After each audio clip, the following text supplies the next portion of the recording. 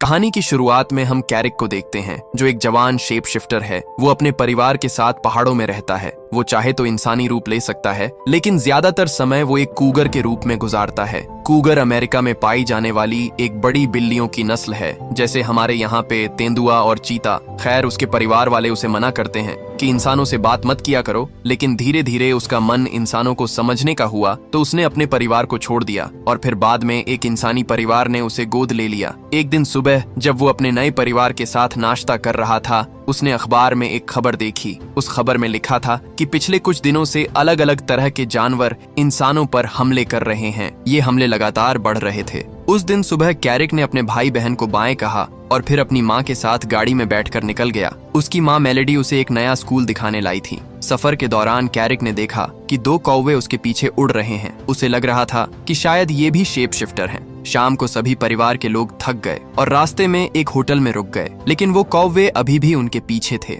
रात में कैरिक ने बाहर से कोई आवाज सुनी। वो खिड़की तक गया और देखा कि भेड़ियों का एक झुंड गली की तरफ जा रहा था। अचानक सामने वाली बिल्डिंग की बिजली चली गई। अगली सुबह ये परिवार फिर से रोड पर निकल गया और कुछ घंटों बाद क्लियर वाटर हाई स्कूल पहुंचा। गाड़ी से उतरते ही कैरिक को उस पर शक हुआ। उसने देखा कि वही कौवे जो पीछे लगे थे अब स्कूल के स्टूडेंट बने खड़े हैं। तभी प्रिंसिपल लीजा वहां पर आई और कैरिक का स्वागत किया। उसने कैरिक की माँ से पूछा कि कैरिक आपको मिला कैसे। इस पर एना ने बताया कि उसके असली माँ बाप कभी नहीं मिले। कुछ साल पहले मुझे एक फोन आया कि एक लड़के को रेस्क्यू करना है। जब मैं वहां पर गई तो कैरिक बिल्कुल डरा सहमा बैठा था। एना ने उसे बड़े प्यार से समझाते हुए अपने पास बुलाया और कैरिक उसे इतना अच्छा लगा कि उसने अपने पति को मनाया कि इसे हम ही रख लेते हैं। कैरिक बाकी किसी पर भरोसा भी नहीं करता था। इसी वजह से एना और उसके पति ने आखिर में उसे गोद ले लिया। जैसे ही कैरिक ने 10वीं कक्षा पास की तो मुझे इनविटेशन मिला आपके स्कूल से। उसने सोचा कि शहर से थोड़ा दूर शायद कैरिक खुश रहेगा, क्योंकि अपने पुराने शहर वाले स्कूल में वो ज्यादा खुश नहीं था।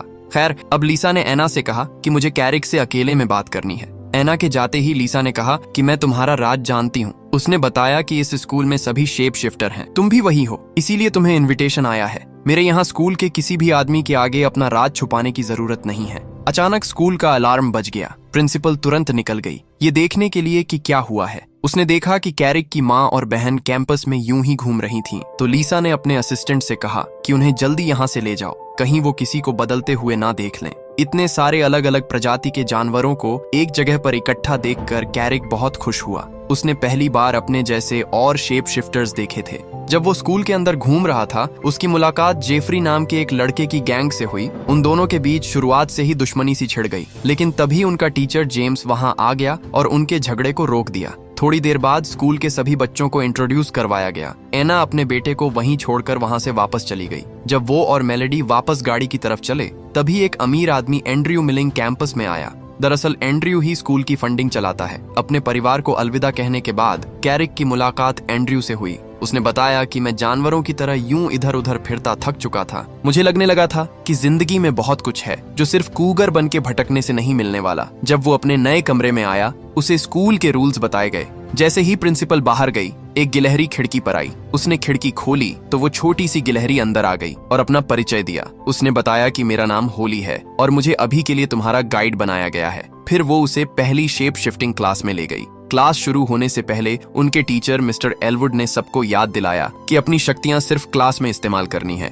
बाहर इंसानों के सामने इस्तेमाल करने की इजाजत नहीं है। उनके आगे अपना शरीर बदलना बहुत खतरनाक हो सकता है, तुम्हें पकड़ लिया जाएगा, एक्सपेरिमेंट करेंगे तुम्हारे ऊपर। अब क्योंकि कैरिक स्कूल में नया था, उसे बुलाया गया कि सबके सामने अपना शरीर बदल के दिखाओ। लेकिन उसके कुछ करने से पहले ही ब्रैंडन नाम का एक लड़का बदलकर जंगली भैंसा बन गया। उसका अपनी शक्तियों पर थोड़ा कम कंट्रोल था, इसी वजह से वो ज्यादा देर तक इंसानी रूप में नहीं रह पाता था। जब कैरिक ने देखा कि ये लड़का कितनी आसानी से रूप बदलता है तो उसका कॉन्फिडेंस थोड़ा गिर गया। उसने बहुत समय से अपना रूप नहीं बदला था, लेकिन तभी लीसा ने उसकी मदद की। उसने कैरिक को उसकी पुरानी जिंदगी याद दिलाई, जब वो अपने माँ बाप के साथ जंगल में घूमता था, भागता दौड़ता था। ये सब सुनकर कैरिक ने भी अपना असली रूप दिखाया। इसके बाद प्रिंसिपल ने सभी बच्चों से अपना रूप बदलने को कहा। तब कैरिक को समझ आया कि जेफरी और उसके दोस्त साथ में इसलिए रहते हैं क्योंकि वो भेड़ियों का एक झुंड है। उस वक्त लीसा ने कहा कि तुम धीरे धीरे अपने इंसान और जानवर वाले रूप को बैलेंस करना सीख जाओगे। कुछ घंटे बाद जब वो अपने कमरे में आराम कर रहा था, तब ब्रैंडन वहां आया।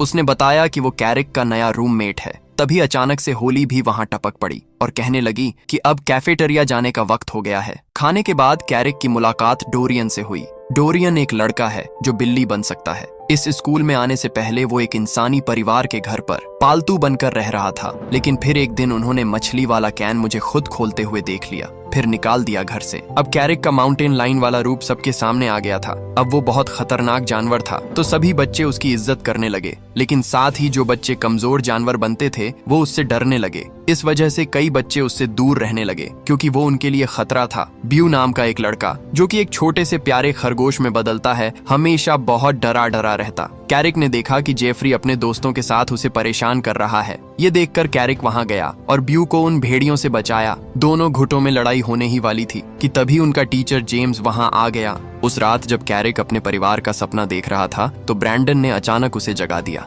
नींद में ही ब्रैंडन का रूप बदल गया और उसने बिस्तर तोड़ दिया। उसने बताया कि ऐसा हफ्ते में एक आध बार होता है, तो तेरी नींद तोड़ने के लिए एडवांस में सॉरी। ये सुनकर कैरिक सोचने लगा कि अगली कुछ रातें इतनी आरामदायक तो नहीं होने वाली।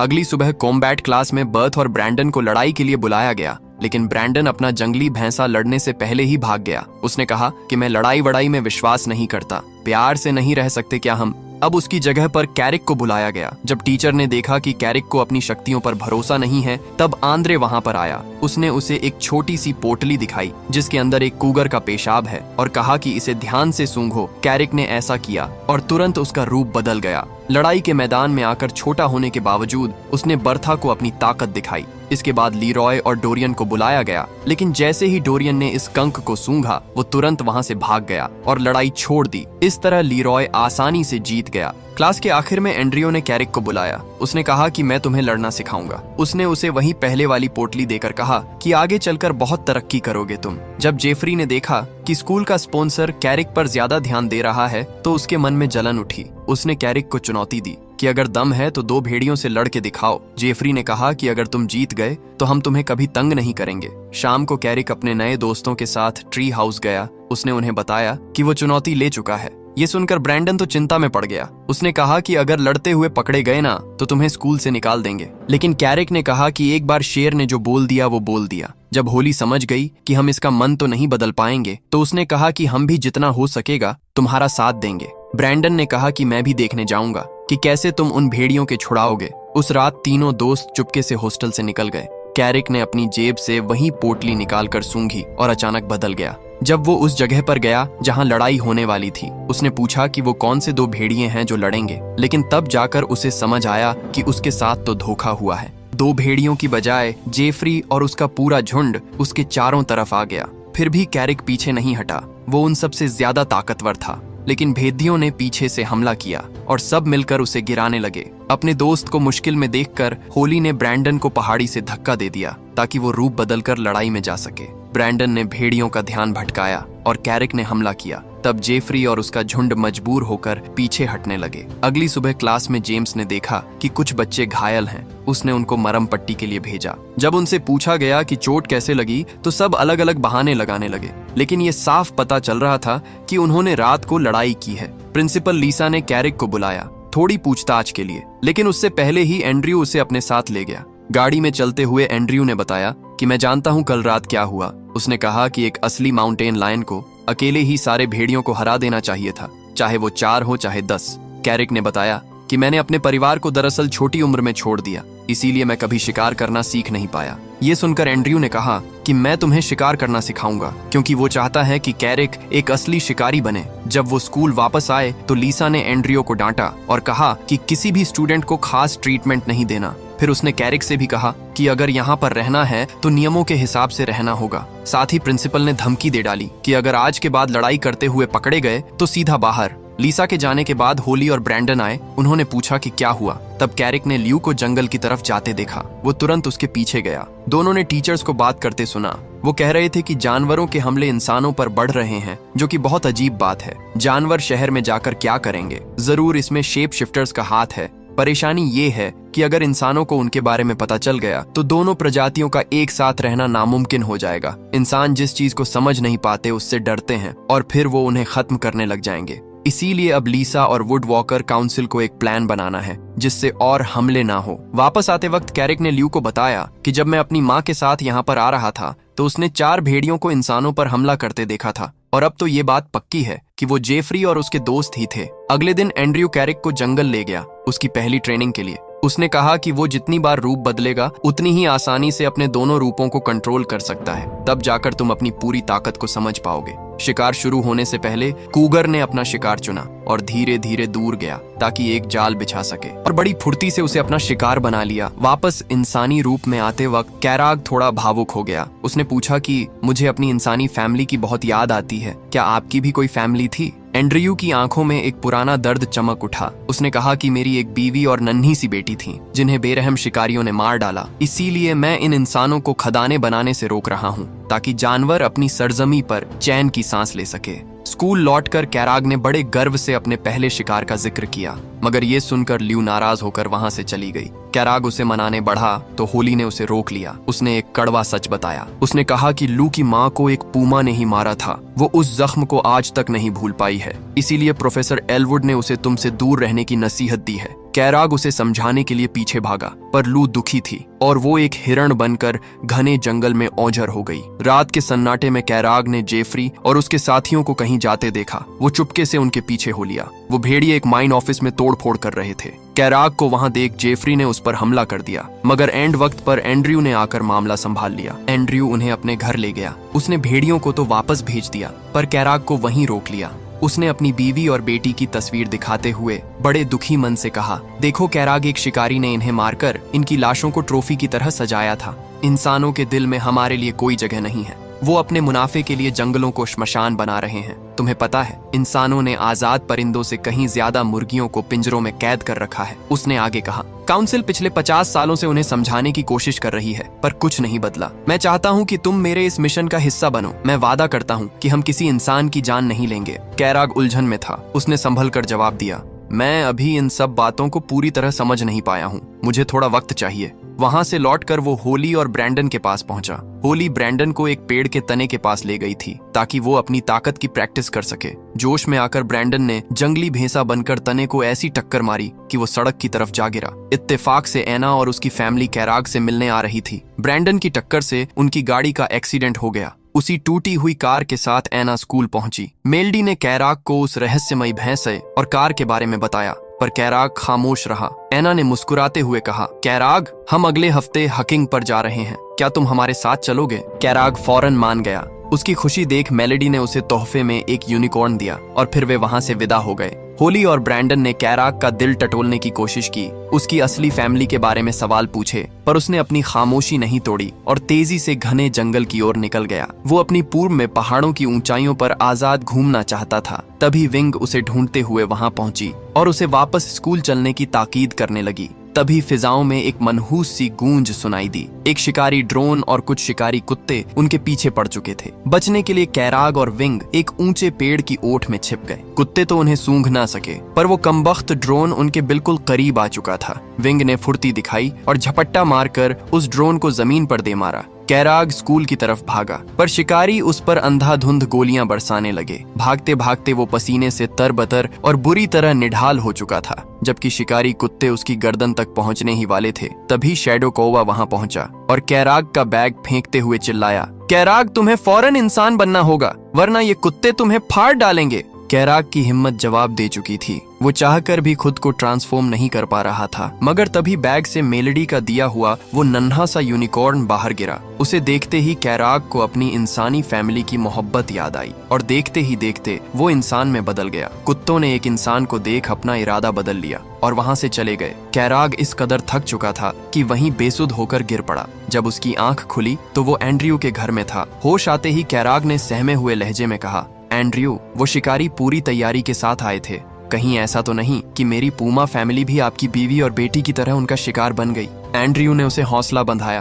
फिक्र ना करो, मैंने अपनी टीम को तुम्हारी फैमिली की तलाश में भेजा है। जल्द ही कोई अच्छी खबर मिलेगी, मगर फिलहाल हमें इन बेदर्द इंसानों को रोकना होगा। अगर इन्होंने ये माइन खोद ली तो जंगली बेजुबानों का यहाँ जीना मुश्किल हो जाएगा। शिकारियों के उस जानलेवा हमले के बाद कैराग का खून खौल उठा और वो एंड्रयू की मदद के लिए तैयार हो गया। जेफरी और उसका पूरा झुंड भी वहां पहुंच चुका था। एंड्रयू ने सबको हिदायत दी, हमारा मकसद किसी की जान लेना नहीं, बल्कि उनकी मशीनों और सामान को नेस्तनाबूद करना है, ताकि वो यहाँ काम ना कर सके। कैराक कुछ पूछना चाहता था, पर जेफरी उससे उलझ पड़ा। एंड्रयू ने दखल देते हुए कहा, अगर ये मिशन कामयाब करना है तो आपसी रंजिशों को भुलाकर एक होना होगा। तभी एना का फोन आया। वो चहकते हुए बोली, कैराग, मैं स्कूल आ रही हूँ, फिर हम सब हैंगिंग पर चलेंगे। मगर कैराग ने बड़े रूखे अंदाज में मना कर दिया और फोन काट दिया। एना सन्न रह गई। उसे समझ नहीं आया कि उसके लाडले को अचानक क्या हो गया है। होली और ब्रैंडन कैराग को ढूंढते हुए एंड्रयू के घर तक आ पहुंचे। होली ने हैरानी से पूछा, तुम यहाँ क्या कर रहे हो और ये गाड़ियां कहाँ जाने की तैयारी में है? कैराग ने नजरें चुराते हुए कहा, हम बस घूमने जा रहे हैं, तुम दोनों यहाँ से चले जाओ वरना खतरे में पड़ जाओगे। ब्रैंडन को उसकी ये बेरुखी चुभ गई और वो गुस्से में वहां से चला गया। होली भी उसके पीछे निकल गई। कैराग अब एंड्रयू की टीम के साथ माइंड साइट पर था। रास्ते में उसने जेफरी की दोस्त टिकानी से उसकी कहानी पूछी। टिकानी ने बताया, मेरे गांव के सभी लोग वुड वॉकर्स हैं। उन्होंने ही मुझे क्लियर वाटर स्कूल भेजा है ताकि मैं अपनी ताकतों पर काबू पा सकूं। कैराग ने कहा, तुम तो इतनी समझदार हो, फिर उस बेवकूफ जेफरी के साथ क्यों रहती हो? टिकानी मुस्कुराई और कहा कि भेदिए हमेशा झुंड में रहते हैं। एक तन्हा पूबा होने के नाते शायद तुम ये वफादारी नहीं समझ पाओगे। वे सब उस जगह पहुंच गए जहां मजदूर बड़ी बेरहमी से पेड़ों को काट रहे थे। ये मंजर देख वुड वॉकर्स के सीने में आग सुलगने लगी। वहां लकड़ियों का एक विशाल ढेर लगा था। एंड्रू ने हुक्म दिया, हम इन लकड़ियों को खाई में गिरा देंगे ताकि इंसानों का बड़ा नुकसान हो, पर उससे पहले यहाँ मौजूद हर इंसान और बेगुनाह जानवर को यहाँ से खदेड़ दो। कैराग जानवरों को भगाने के लिए इलाके का मुआयना कर ही रहा था कि अचानक उसकी नजर नीचे पहाड़ की तलहटी पर पड़ी। उसके पैरों तले जमीन खिसक गई। वहाँ एना अपनी फैमिली के साथ हकिंग कर रही थी। कैराग बदहवास होकर एंड्रयू के साथ ही डरेक के पास भागा। डरेक, रुको, ये मिशन अभी रोक दो। मगर भेदियों ने अपना काम शुरू कर दिया था। डरेक ने बेरुखी से कहा, अब बहुत देर हो चुकी है कैराग, मिशन नहीं रुकेगा। तुम अपनी जज्बाती बातों को छोड़ो और सिर्फ अपने काम पर ध्यान दो। कैराग के हाथ पांव फूल गए थे। उसने फौरन एंड्रयू को फोन लगाया और गिड़गिड़ाते हुए कहा, एंड्रयू रुको, मेरी इंसानी फैमिली ठीक उसी पहाड़ी के नीचे है। अगर ये लकड़ियां गिरी तो उनकी जान चली जाएगी। भगवान के लिए ये मिशन अभी रोक दो। मगर एंड्रयू के दिल में तो जहर भरा था। उसने बड़ी बेरहमी से झूठ बोला, घबराओ मत कैराग, मुझे सब पता है, उन्हें कुछ नहीं होगा। और हाँ, याद रखना, वो तुम्हारे सगे नहीं है। ये कहकर उसने फोन काट दिया। कैराग समझ गया कि एंड्रयू की हमदर्दी महज एक दिखावा थी। वहां भेड़ियों ने दहशत फैलाकर वर्कर्स को भगा दिया था। डैन ने अपनी कार से रस्सियां बांधकर लकड़ियों को खाई में धकेलना शुरू कर दिया। कैराग ने उसे रोकने की बहुत कोशिश की, पर वो नहीं माना। तभी एंड मौके पर ब्रैंडन मसीहा बनकर आया। उसने अपनी विशाल बाइसन फॉर्म का इस्तेमाल किया और अपनी पूरी ताकत लगाकर उस चलती हुई गाड़ी को रोक दिया। वहीं आसमान में शैडो और विंग मंडरा रहे थे। उन्हें देखकर जेफरी की रूह कांप गई। उसे लगा कि अगर प्रिंसिपल लीसा को इस साजिश की भनक लग गई तो वे सबको स्कूल से निकाल बाहर करेंगी। वो डरपोक अपने साथियों के साथ दुम दबाकर वहां से भाग निकला, मगर टिकानी नहीं भागी। वो कैराग की मदद के लिए वहीं रुक गई। ब्रैंडन अकेली जान उस भारी गाड़ी को रोकने में जूझ रहा था, जिसे देख कैराग ने फुर्ती से टायर के नीचे एक लकड़ी फंसा दी। होली भी जान हथेली पर लेकर कार के अंदर घुसी ताकि डैन को रोक सके, पर उस जालिम ने उसे उठाकर खाई में फेंक दिया। शुक्र है कि टिकानी ने वक्त रहते उसे थाम लिया। तभी लू वहां पहुंची और डरेक का रास्ता रोकने लगी। डरेक गुस्से में ग्रिसली बियर बन गया और लू को खाई में गिराने ही वाला था कि ब्रैंडन ने एक जोरदार टक्कर मारकर उसे दूर फेंक दिया। कैराग ने भी माउंटेन लोयन बनकर डैन को वहां से खदेड़ दिया। तभी एंड्रयू खुद माउंटेन लोयन बनकर वहां आया। उसने नफरत में आकर टायर के नीचे लगी लकड़ी हटा दी, जिससे कार धीरे धीरे पीछे सरकने लगी। कैराग और एंड्रयू के बीच एक भयानक जंग छिड़ गई।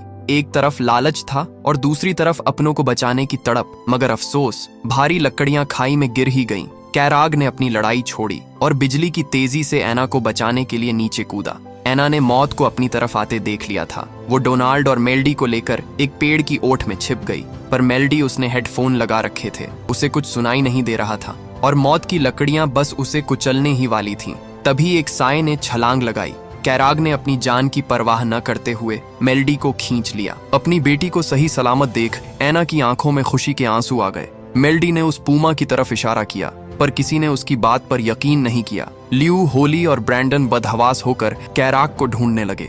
वो खाई में लहूलुहान पड़ा था। उन्हें लगा कि उनका दोस्त अब नहीं रहा, पर कैराग चट्टान का बना था। उसे सिर्फ चोटें आई थीं। वो इंसान में बदला और एना के पास पहुंचा। तभी वहां एंड्रयू भी आ धमका। उसने चेहरे पर शरीफों वाला मुखौटा ओढ़ा और एना से कहा, मैं कैराग का मेंटोर हूँ।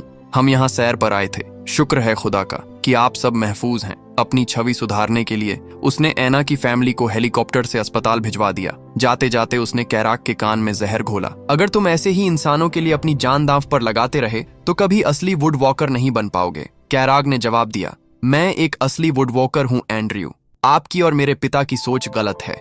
मेरा मानना है कि हम अपनी दोनों पहचानों के साथ दोनों दुनियाओं में खुश रह सकते हैं। एंड्रयू ने अपनी हार छिपाते हुए एक आखिरी पत्ता फेंका। तुम्हारी इस इंसानी वफादारी के बदले मैं तुम्हें तुम्हारी असली फैमिली का पता बताता हूँ। मेरे जासूसों ने 3 माउंटेन लोयन देखे हैं। यकीन मानो वो तुम्हारे अपने हैं। तभी लिसा और जेम्स वहां पहुंचे। एंड्रयू ने झूठ की चादर ओढ़ते हुए कहा कि कैराक की वजह से आज किसी को चोट नहीं आई। होली लिसा को सब सच बताना चाहती थी, पर कैराग ने उसे रोक दिया। उसे अपनी असली फैमिली तक पहुंचने के लिए अभी एंड्रू की जरूरत थी। लिसा को शक तो हुआ, पर वो खामोश रही। वापसी के सफर में लू ने पूछा, कैराग, तुमने एंड्रयू की असलियत क्यों छिपाई? कैराग की आंखों में उम्मीद की चमक थी। मुझे अपनों को ढूंढना है। मैं चाहता हूं कि मेरे सगे पिता मुझे समझे। जंग के इन लम्हों ने ल्यू और कैराग को करीब ला दिया था। उनके बीच प्यार का इजहार होने ही वाला था कि शरारती होली ने बीच में आकर उन्हें टोक दिया। वे सब वापस स्कूल पहुंचे, जहां कैराग की बहादुरी के चर्चे आम थे। जो कल तक उसे नफरत की निगाह से देखते थे, आज वो भी उसके मुरीद बन चुके थे। यहाँ तक कि प्रोफेसर एलवुड ने भी उसकी जमकर तारीफ की। कैराग ने साबित कर दिया कि वो सिर्फ एक शिकारी नहीं बल्कि एक रक्षक है। और इसी सीन के साथ ये कहानी यहीं पर खत्म हो जाती है। दोस्तों, आपको वीडियो कैसी लगी? लाइक और कमेंट करके जरूर बताना। वेल, मिलते हैं अगली शानदार वीडियो में। तब तक के लिए सब्सक्राइब बटन दबा दो।